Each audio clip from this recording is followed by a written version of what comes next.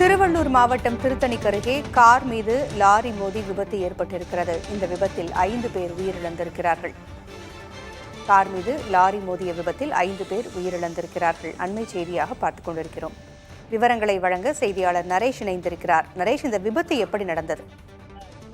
திருவள்ளூர் மாவட்டம் திருத்தணி அருகே ராமஞ்சேரி பகுதியில் பார்த்தீங்கன்னா சென்னை திருப்பதி தேசிய நெடுஞ்சாலையில ஆந்திராவிலிருந்து கார் ஒன்று 7 பேருடன் சென்னை நோக்கி சென்று கொண்டிருந்தது. எதிர்ப்புறமாக ஒரு கண்டெய்னர் லாரி வரும்போது லாரியும் காரும் நேருக்கு நேரம் மோதி விபத்து ஏற்பட்டிருக்கு. இதில் காரில் பயணித்த 5 பேர் சம்பவ இடத்தில் உயிரிழந்திருக்காங்க.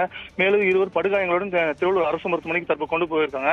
மேலும் பார்த்தீங்கன்னா கார் முழுமையாக சுக்குநூறாக நசுங்கியுள்ளதால் உடல்கள் உள்ளே சிக்கியுள்ளது. தற்போது அதை மீட்கும் பணியில் போலீசார் மற்றும் தீயணைத்துறையினர் ஈடுபட்டு வராங்க. மேலும் இந்த விபத்தின் காரணமாக சென்னை திருப்பதி தேசிய நெடுஞ்சாலையில் முழுமையாக போக்குவரத்து பாதிக்கப்பட்டிருக்கு. இப்ப போலீசார் அந்த உடல்களை மீட்டு போக்குவரத்தை சீர் செய்யும் பணியில் ஈடுபட்டு வராங்க. தகவல்களை வழங்கியமைக்கு நன்றி நரேஷ்.